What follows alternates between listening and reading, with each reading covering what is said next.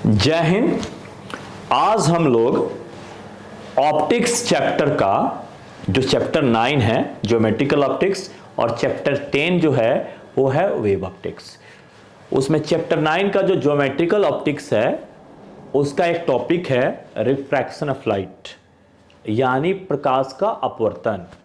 उससे संबंधित जितना बोर्ड मॉडल ऑब्जेक्टिव क्वेश्चंस है जो पिछले सालों में आए हैं या आने की संभावना रखते हैं, उन सभी क्वेश्चंस को हम लोग बारी बारी से डील करेंगे और यहाँ एक्सप्लेन करेंगे और हर पॉइंट्स को यहाँ नोट करने लायक है, क्योंकि उससे रिलेटेड क्वेश्चन आपसे उससे हूबहू पूछे जा सकते हैं या उसके आधार पर घुमा के पूछे जा सकते हैं।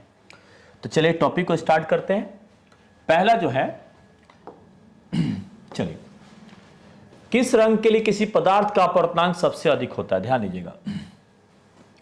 तो रिफ्रैक्टिव इंडेक्स जो होता है, अपवर्तनांक जो होता है, जिसको बोलते हैं रिफ्रैक्टिव इंडेक्स यानी अपवर्तनांक। तो अपवर्तनांक जो होता है, ध्यान रखिएगा, सबसे मैक्सिमम होता है, अधिकतम होता है, वो होता है हमारा वायलेट के लिए। अपवर्तनांक जो होता है सबसे कम होता है, मिनिमम होता है किसके लिए? रेड के लिए। तो अपवर्तनांक सबसे अधिक किसके होता है?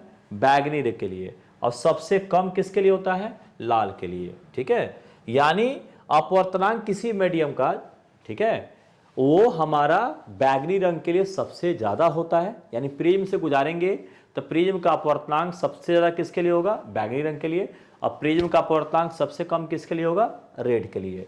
या ये भी पूछ दे, प्रिज्म का अपवर्तनांक किस कलर के लिए सबसे ज्यादा होता है? तो वायलेट के लिए सबसे ज्यादा और रेड के लिए सबसे कम। तो इसमें क्या पूछा है? अधिकतम होता है। तो किसके लिए? वायलेट हो जाएगा। यानी हिंदी पूछा जाए तो इसको क्या? बैगनी हो जाएगा। ठीक है। जब प्रकाश हवा से जल में प्रवेश करती है तो, ध्यान दीजिएगा, यहां कंसेप्ट पहले समझिएगा। हवा से जल में प्रवेश कर रहा है, ध्यान दीजिएगा, हवा से जल में प्रवेश कर रहा है। यहां एयर है, हवा, यहां वाटर है, जल, इसमें प्रवेश कर रहा है। ठीक है। तो इसका वेव लेंथ लेमडा है तो यहां लेमडा डैश हो जाएगा। फ्रीक्वेंसी एफ है तो फ्रीक्वेंसी सेम ही रहेगा। दूसरे मीडियम में जाने पर फ्रीक्वेंसी नहीं बदलता है, लेकिन हवा से हमारा दूसरे मीडियम में जा रहे हैं, जल में जा रहे हैं, तो यहां लेमडा है तो यहां लेमडा डैश हो गया। ठीक है, लेकिन फ्रीक्वेंसी हमारा दूसरे मीडियम में जाने पर क्या होता है? सेम ही रहता है। ठीक है, लेकिन वेवलेंथ क्या है? चेंज हो गया है। यानी यहां से यहां जाने में वेवलेंथ हमारा क्या होता है? घट जाता है। यानी हवा से पानी में जाने पर तरंगदैर्घ्य का जो वैल्यू होता है वो घटता है। यानी लेमडा बड़ा होगा कि लेमडा डैश बड़ा होगा? तो लेमडा बड़ा होगा, लेमडा डैश छोटा हो जाएगा। यानी हवा से जल में जाएंगे तो तरंगदैर्घ्य तो घट जाता है, लेकिन आवृत्ति क्या रहता है? समान रहता है। तो यहां जाने में क्या हुआ है? लेमडा क्या है? डिक्रीजेज हुआ है, घटा है, डिक्रीजेज। अब फ्रीक्वेंसी क्या रहा है? सेम रहा है। तो चलिए ऑप्शन खोज लेते हैं।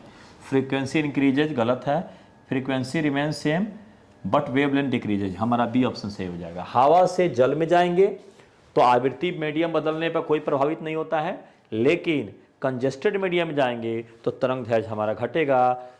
अच्छा, मतलब फ्री मीडियम में जाएंगे, अच्छा क्या फ्री मीडियम में जाएंगे, विरल माध्यम में जाएंगे तो तरंगदैर्घ्य बढ़ जाएगा। फिर चलिए 24 में, विभिन्न वर्णों की प्रकाश किरणें वायु में गमन करती है। ठीक है, ध्यान रखिएगा, वायु में सभी कलर का लाइट जो होता है सेम वेलोसिटी के साथ जाता है। याद रखिएगा, ये तो कंसेप्ट है। वायु में हर कलर का, रेड, ब्लू, ग्रीन, हर कलर का वेलोसिटी क्या होता है? सेम होता है। तो यहां लिख देते हैं, इन एयर, हवा में सभी कलर का जो है सेम वेलोसिटी होता है। ऑल कलर्स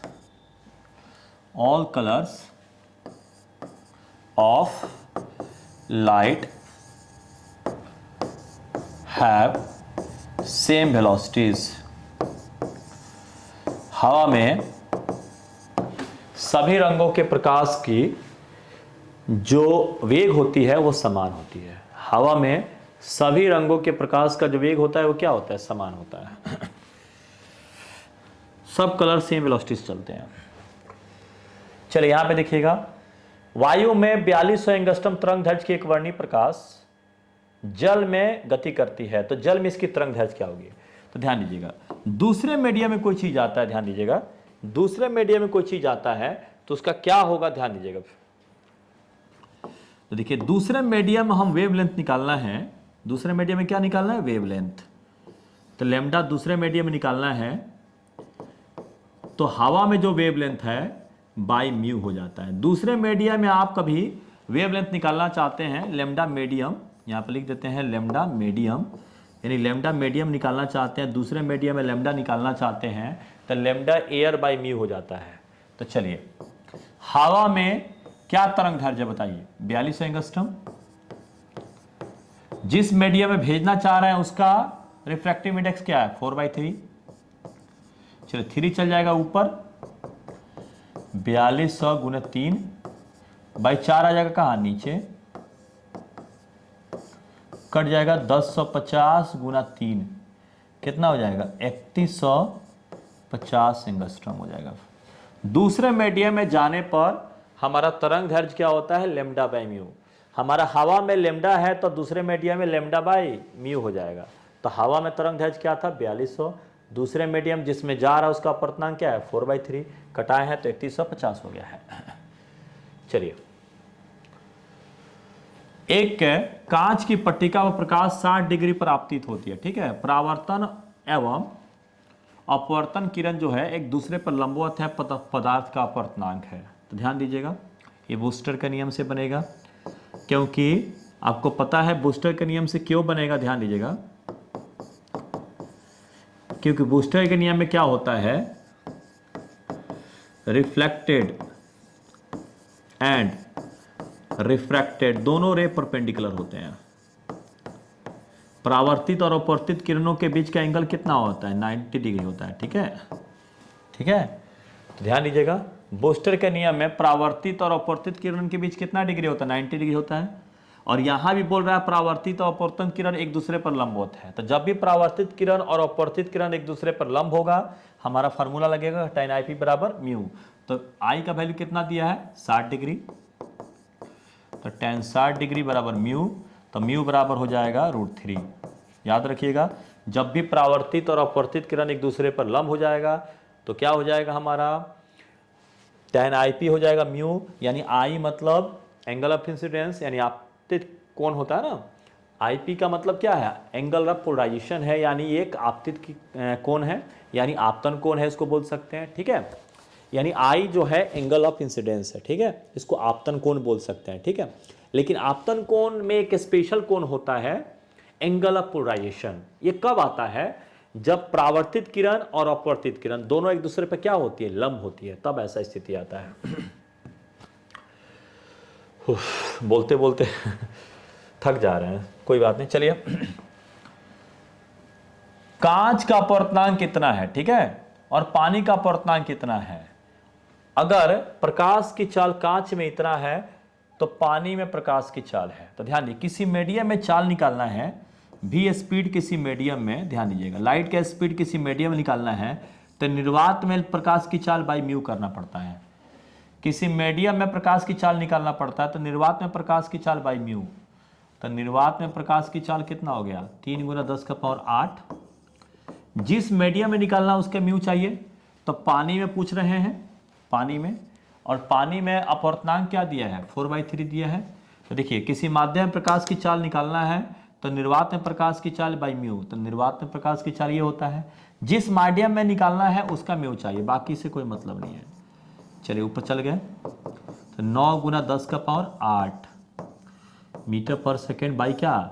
नीचे हो गया 4, तो हो जाएगा 2.25 × 10⁸ मीटर पर सेकेंड।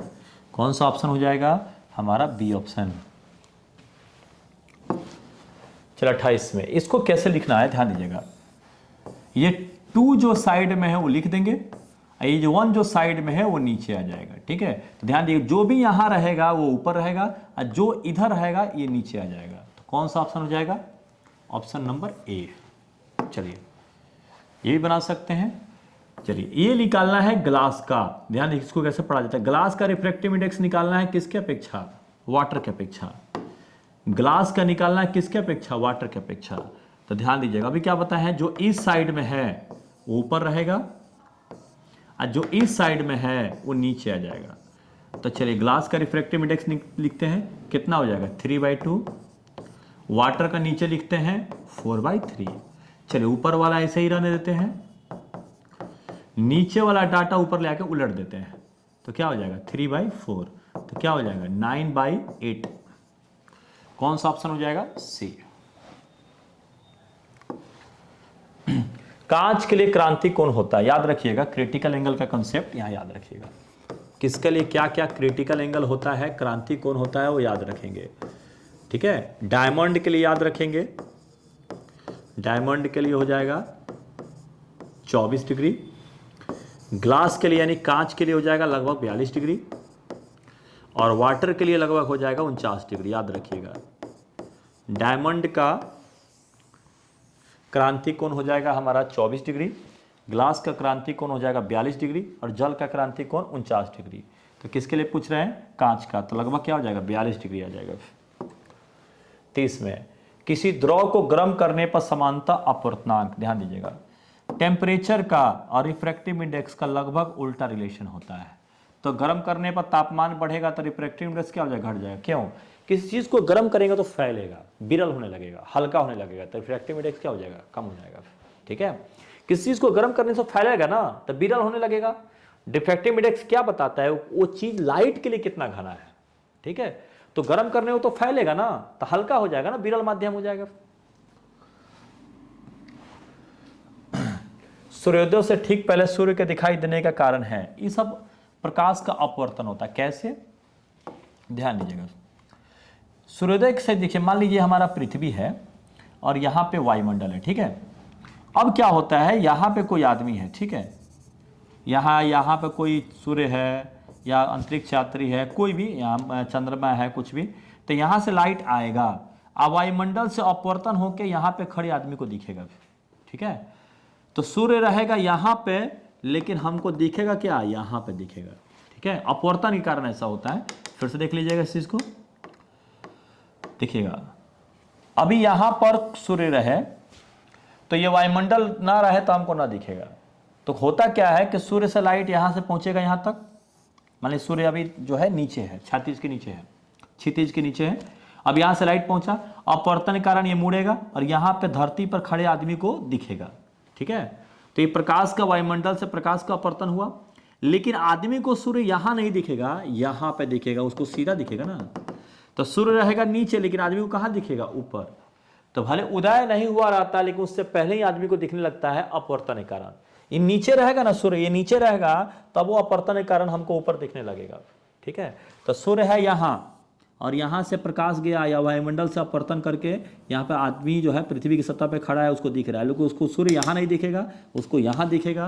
किसके कारण, वायुमंडलीय अपवर्तन के कारण। ठीक है, तो ये वायुमंडल नहीं रहता तो है कुछ भी नहीं रहता, तो आदमी को सूर्य यहाँ देखना पड़ता है और वो दिखता नहीं, क्योंकि जैसे ही ऊपर आता है सतह के तब हमको दिखता है। इधर नीचे रह जाएगा तो बहुत सारा रहता है, नीचे रहेगा तो क्या होगा, यहाँ आदमी है तो यहाँ पे बिल्डिंग विल्डिंग बहुत सारा चीज़ होता है, दिख में नहीं करेगा। फिर यहाँ आदमी है तो अगल बगल बहुत सारा बिल्डिंग भी तो होगा ना, तो नहीं दिखेगा ये। फिर तो सामने ऊपर उठेगा तो यहाँ से जब ये ऊपर उठेगा तब आदमी को दिखेगा। ठीक है, तो वायुमंडलीय अपवर्तन के कारण सूर्य जो है हमें टाइम से पहले दिख जाता है। तारों के टिमटिमाने के कारण सेम कंसेप्ट है, प्रकाश का अपवर्तन। देखिए अगला, किसी माध्यम में प्रकाश का वेग जो है 1.5 × 10⁸ मीटर पर सेकंड है, इस माध्यम का अपवर्तनांक, ध्यान दीजिएगा, किसी माध्यम का अपवर्तनांक होता है निर्वात में प्रकाश की चाल बाई माध्यम में प्रकाश की चाल। तो चलिए, तो निर्वात में प्रकाश की चाल कितना होता है, 3 × 10⁸ मीटर पर सेकेंड। तो माध्यम में प्रकाश की चाल क्या होगा, 1.5 × 10⁸ मीटर पर सेकेंड। कटा देंगे क्या हो जाएगा, 2 आ जाएगा। ठीक है, 35। ध्यान लीजिए, किसी माध्यम प्रकाश का वेग इतना है तो माध्यम का अपवर्तनांक और निकालिए। तो म्यू बराबर हो जाएगा, ये भी निर्वात में प्रकाश की चाल बाई माध्यम प्रकाश की चाल। तो निर्वात में प्रकाश की चाल हो गया 3 × 10⁸ मीटर पर सेकेंड, माध्यम प्रकाश की चाल हो गया 2.25 × 10⁸ मीटर पर सेकेंड। कटा देंगे, कट गया, ये कटाएंगे तो क्या हो जाएगा, 4/3 आएगा। ऑप्शन हो जाएगा सी। निम्न में से प्रकाश की चाल किस में अधिक है? देखिए, जो जितना फ्री मीडियम होता है उसमें चाल उतनी ज्यादा होता है। सबसे फ्री मीडियम कौन है? एयर है। एयर ना होता तो वैक्यूम भी ले सकते थे, ठीक है, निर्वात। जितना फ्री मीडियम होगा, विरल माध्यम होगा, प्रकाश की चाल उतनी ज्यादा होगा उसमें, ठीक है। तो प्रकाश की चाल सबसे ज्यादा होती है निर्वात में। निर्वात ना रहे तब एयर लेंगे, ठीक है, क्योंकि ये सब फ्री मीडियम है। यदि निर्वात में प्रकाश का तरंग दैर्घ्य लैम्डा है तो माध्यम में प्रकाश का तरंग दैर्घ्य क्या होगा? तभी कुछ देर पहले ही बताया था फॉर्मूला। किसी माध्यम में प्रकाश का जो तरंग दैर्घ्य होता है, हवा या निर्वात में तरंग दैर्घ्य होता है उसमें म्यू से डिवाइड करना पड़ता है। तो किसी माध्यम में तरंग दैर्घ्य बराबर हवा में तरंग दैर्घ्य बाई म्यू। यानी किसी माध्यम में प्रकाश का जो तरंग दैर्घ्य होगा, किसी माध्यम में जो प्रकाश का तरंग दैर्घ्य होगा वो हवा में तरंग दैर्घ्य के क्या चीज से भाग करने से प्राप्त होगा? म्यू से भाग करने से प्राप्त होगा।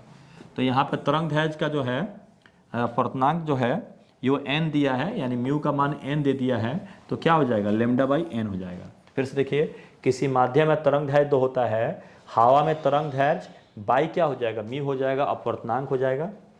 तो यहाँ म्यू के बदले में क्या दिया है? n दिया हुआ है। जब प्रकाश की किरण हवा से कांच के स्लैब में प्रवेश करती है तो इसका तरंग दैर्घ्य, ध्यान दीजिएगा, हवा से स्लैब में जा रहा है तो हवा हमारा कंजस्टेड मीडियम है कि फ्री मीडियम है? फ्री मीडियम है। और स्लैब जो है, जो शीशा होता है, वो कंजस्टेड मीडियम है। तो हवा से स्लैब में जा रहा है, मतलब हवा विरल माध्यम और स्लैब हमारा सघन माध्यम। तो जब भी विरल से सघन में जाएगा, यानी रेयर से डेंसर में जाएगा, विरल से सघन में जाएगा, जब भी विरल से सघन में जाएगा, ठीक है, कंजस्टेड मीडियम में जाएगा, लैम्डा घटा लेगा, तरंग दैर्घ्य घटेगा, स्टेप घटेगा। जब भी हम भी NH पर चल रहे हैं, NH पर चल रहे हैं, NH पर चल रहे हैं और गली में जाएंगे तो स्टेप तो छोटा ही करना पड़ेगा। NH पर मान लीजिए हवा आराम से चल रहा है ऐसे करके पूरा, और गली में जाएंगे तो कंजस्टेड हो जाएंगे, अपने स्टेप छोटे करने पड़ेगा, तब तरंग दैर्घ्य छोटा हो जाएगा। कंजस्टेड मीडियम में जाने पर तरंग दैर्घ्य छोटा ही होगा, फ्री मीडियम में हम बड़ा कर ही लेंगे अपना। तरंग दैर्घ्य बढ़ने के साथ साथ अपवर्तनांक, ये उल्टा रिलेशन होता है। तरंग दैर्घ्य और अपवर्तनांक में कैसा रिलेशन है? उल्टा। तरंग दैर्घ्य बढ़ेगा तो अपवर्तनांक घटेगा, उल्टा होता है। चलिए, हवा से पानी में जाता तो कौन सी राशि नहीं बदलती? ऊपर ही बताया कुछ देर पहले। हवा से पानी में जाएगा तो आवृत्ति ही ऐसी राशि है जो नहीं बदलती। हवा में जितना आवृत्ति होगा पानी में भी उतनी आवृत्ति होगा, लेकिन हवा से पानी में जाएगा तो हमारा जो है तरंग दैर्घ्य का मान वो हमारा बदल जाएगा। हवा में तरंग दैर्घ्य ज्यादा होगा और पानी में तरंग दैर्घ्य कम होगा। हवा में लैम्डा है तो पानी में लैम्डा बाई म्यू होगा। चलिए, हवा में तरंग दैर्घ्य है कितना है? 6000 है। तो 1.5 वाले माध्यम में पूछ रहा है, तो किसी मीडियम में जो तरंग दैर्घ्य होता है, हवा में तरंग दैर्घ्य बाई म्यू होता है, ठीक है। किसी मीडियम में तरंग दैर्घ्य किसके बराबर होता है? हवा में तरंग दैर्घ्य बाई क्या? म्यू। तो हवा में तरंग दैर्घ्य कितना है? 6000 एंगस्ट्रॉम बाई म्यू कितना हो जाएगा? 1.5 बराबर कितना हो जाएगा? 4000 एंगस्ट्रॉम। Option number A. कल ही बताए थे पिछले क्लास में, कांच का स्लैब, स्लैब मतलब प्लेन सरफेस, स्लैब मतलब क्या? प्लेन। तो आपको बता चुके हैं जो भी प्लेन सरफेस हो, प्लेन मिरर हो, छल का सतह हो, स्लैब हो, ग्लास प्लेट हो, सबकी फोकस दूरी इन्फिनिटी होती है, रेडियस भी इन्फिनिटी होती है और पावर 0 होता है। कल के पिछले वीडियो में इसको बताए थे डिटेल करके, फोकस दूरी इन्फिनिटी और पावर क्या? 0। जितने प्लेन सरफेस हो, प्लेन मिरर का भी हो सकता है, ठीक है। एक वर्णीय प्रकाश सघन माध्यम से विरल माध्यम में जाता है तो परिणाम स्वरूप वेग, सघन माध्यम से विरल माध्यम, इसका मतलब है कंजस्टेड मीडियम, मतलब एक सघन माध्यम ले लेते हैं जैसे वाटर, ठीक है, डेंसर मीडियम लेते हैं, वाटर ले रहे हैं, विरल माध्यम में जा रहा है यानी एयर में जा रहा है, ठीक है, एयर में जा रहा है। तो कंजस्टेड मीडियम से फ्री मीडियम में जाएगा, तो कंजस्टेड मीडियम में इसका स्पीड कम रहेगा, फ्री मीडियम में जाएगा तो स्पीड क्या हो जाएगा? बढ़ेगा, ठीक है, पहला ऑप्शन हो जाएगा। कंजस्टेड मीडियम में वो दिक्कत होगा, जैसे आप गली में चल रहे हैं, कंजस्टेड मीडियम में सघन माध्यम में चल रहे हैं, स्लो चलेंगे। जैसे ही फ्री मीडियम में जाएंगे विरल में NH पर, आपका स्पीड बढ़ जाएगा, क्योंकि गली में आएंगे तो कंजस्टेड होगा तो स्पीड तो कम ही होगा। तो लाइट को भी वैसे ही है, कंजस्टेड मीडियम में जाएगा, सघन माध्यम में जाएगा तो अपना स्पीड क्या करना पड़ेगा? कम करना पड़ेगा। और जैसे ही फ्री आ जाएगा, NH आ जाएगा, रास्ता क्लियर मिलेगा तो तेज हो जाएगा स्पीड। तो सघन माध्यम से विरल माध्यम में जाएगा तो अपने स्पीड को क्या करेगा, बढ़ाएगा। फिर आप भी ऐसा करते हैं। चलिए इसको सोल्व करते हैं। ये जो साइड वाला है वो ऊपर होगा, ये जो ऊपर वाला है वो नीचे होगा। अगला देखिए, ये जो नीचे वाला है वो रहा, ये जो ऊपर है वो नीचे हो जाएगा।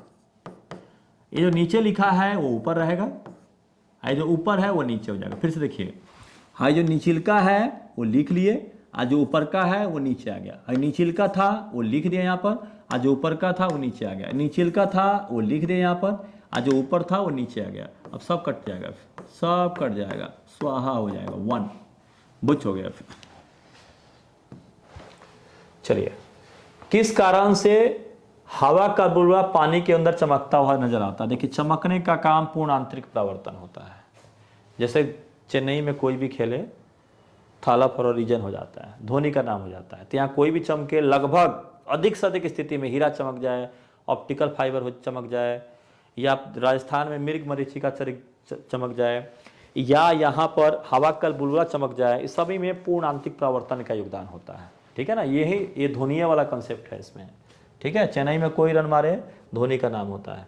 तो हवा का बुलबुला चमक रहा है या कुछ भी चमक रहा है, पूर्ण आंतरिक परावर्तन होता है। तो पूर्ण आंतरिक परावर्तन को शॉर्ट फॉर्म में क्या लिखते हैं? Total internal reflection.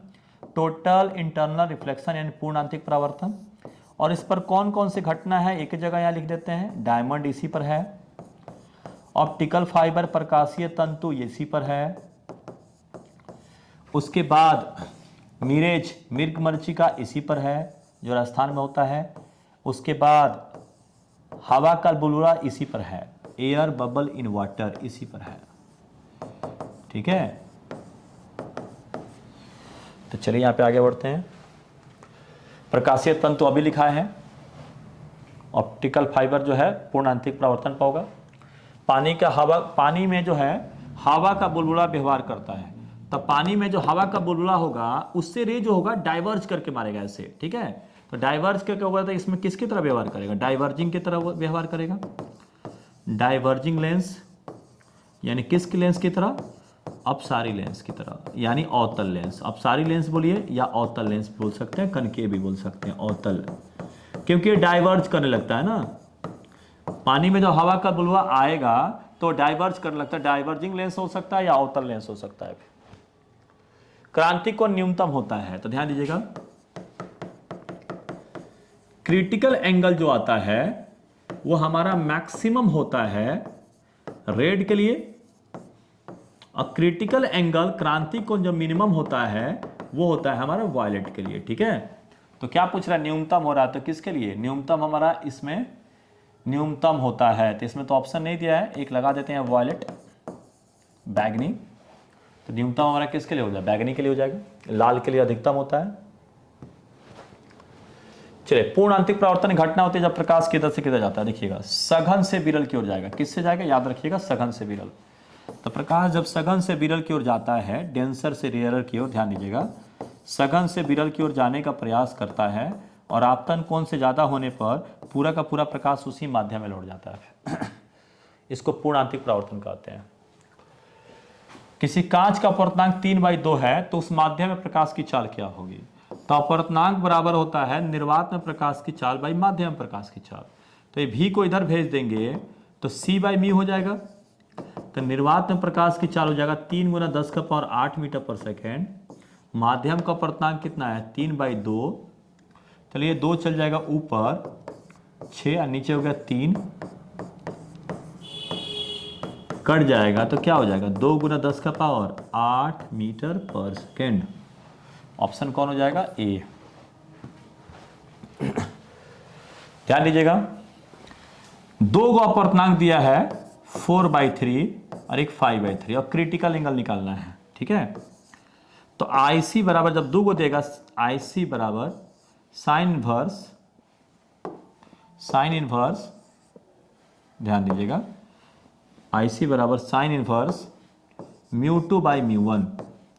तो देखिए, ऊपर वाला जो लेना है, ध्यान दीजिएगा, ऊपर वाला μ2 ऐसा लेना है जो स्मॉल हो, नीचे वाला μ1 ऐसा लेना है जो बड़ा हो। ठीक है, देखिएगा, IC बराबर साइन इनवर्स μ2/μ1 होता है। तो देखिए μ2 वो लेना है जो छोटा है, μ1 वो लेना है जो बड़ा है। तो इसमें देखिए बड़ा कौन है, ये वाला बड़ा है, तो ये बड़ा है तो हमारा μ1 हो जाएगा, और ये छोटा है तो हमारा μ2 हो जाएगा। चलिए वैल्यू रख लेते हैं आराम से।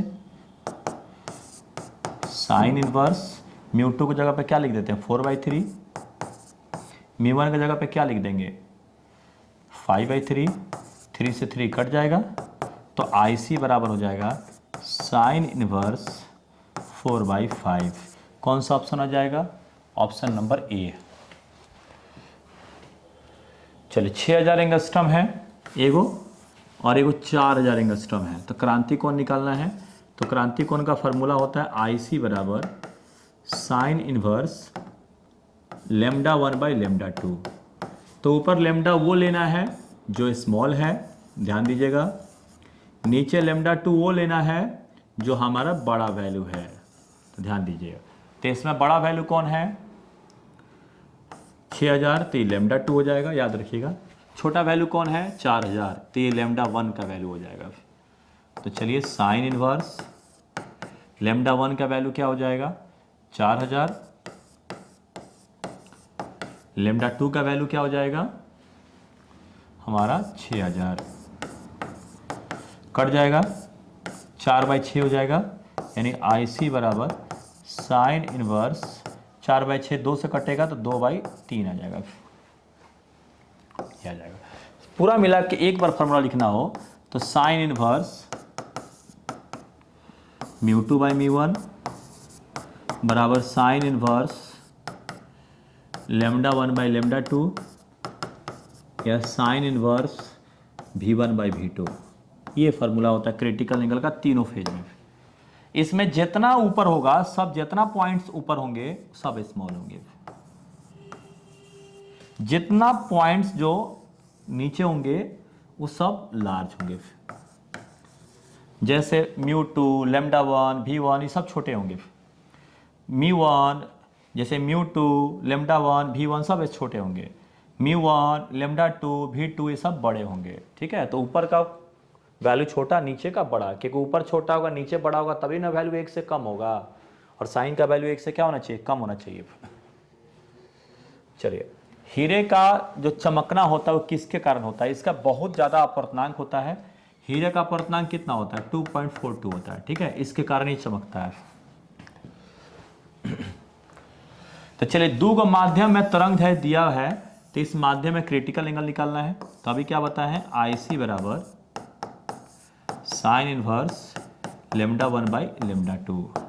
तो चलिए साइन इनवर्स हो गया λ1। तो अभी क्या बताएं λ1 ऊपर जो भी होता है वो सब छोटा होता है, तो छोटा वाला ये है, λ2 नीचे होता है जो बड़ा वाला होता है, ठीक है। तो ऊपर हमारा छोटा होगा स्मॉल, नीचे वो होगा जो बड़ा वाला होगा लार्ज। तो चलिए छोटा कितना है 3500 एंगस्ट्रम, नीचे बड़ा वाला कौन हो जाएगा 7000 एंगस्ट्रम, कट जाएगा, तो साइन इनवर्स 1/2, यानी साइन इनवर्स 1/2 का वैल्यू कितना हो जाएगा 30 डिग्री का वैल्यू हो जाएगा। चलिए किसी माध्यम से निर्वात में पूर्ण आंतरिक परावर्तन के लिए क्रांति कोण 30 डिग्री है, तो उस माध्यम में प्रकाश का वेग है। तो ध्यान दीजिएगा IC बराबर हो जाएगा साइन इनवर्स V1/V2, ठीक है। तो यहाँ क्रिटिकल एंगल का वैल्यू क्या दे दिया है 30 डिग्री दे दिया है। अब साइन इनवर्स V1/V2, तो ध्यान दीजिएगा ये V1 उस चीज का होगा जिसका स्पीड मीडियम का स्पीड होगा, किसका स्पीड होगा मीडियम का, और V2 वो निर्वात का स्पीड होगा, क्योंकि निर्वात सबसे बड़ा होता है, नीचे वाला तो बड़ा होना चाहिए। ध्यान दीजिएगा V2 का यहाँ पर जब भी हम क्रिटिकल एंगल निकालेंगे स्पीड के लिए तो V2 का वैल्यू फिक्स होगा, क्योंकि नीचे हमें बड़ा चाहिए, और लाइट का स्पीड जो निर्वात में होता है सबसे बड़ा वैल्यू होता है 3 लाख होता है, और ऊपर वाला जो होगा वो मीडियम का होगा, क्योंकि मीडियम का कम रहता है। तो आपको बार बार बता रहे हैं कि ऊपर का वैल्यू छोटा, नीचे का बड़ा। तो लाइट का स्पीड किसी निर्वात में जो वैल्यू होता है उससे बड़ा वैल्यू किसी स्थिति में नहीं होता है। तो जब भी यहाँ V2 देंगे वो निर्वात का ही स्पीड देंगे। अब V1 हमको निकालना है, तो चलिए 30 डिग्री बराबर साइन V1 बाई कितना V2 का वैल्यू कितना हो 3 × 10⁸ 8। चलिए ये साइन को इधर भेज देते हैं, तो क्या हो जाएगा साइन 30 डिग्री बराबर क्या हो जाएगा V1 बाई 3 गुना 10 का पावर 8 मीटर पर सेकेंड। तो चलिए इसको डील करते हैं, सोल्व कर लेते हैं। चलिए इसको सोल्व कर लेते हैं।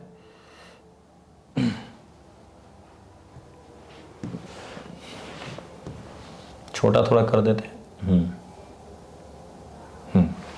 अब यहां पर देखिएगा साइन 30 का वैल्यू क्या होता है 1/2 V1 बाई 3 इंटू 10 का पावर 8 मीटर पर सेकेंड।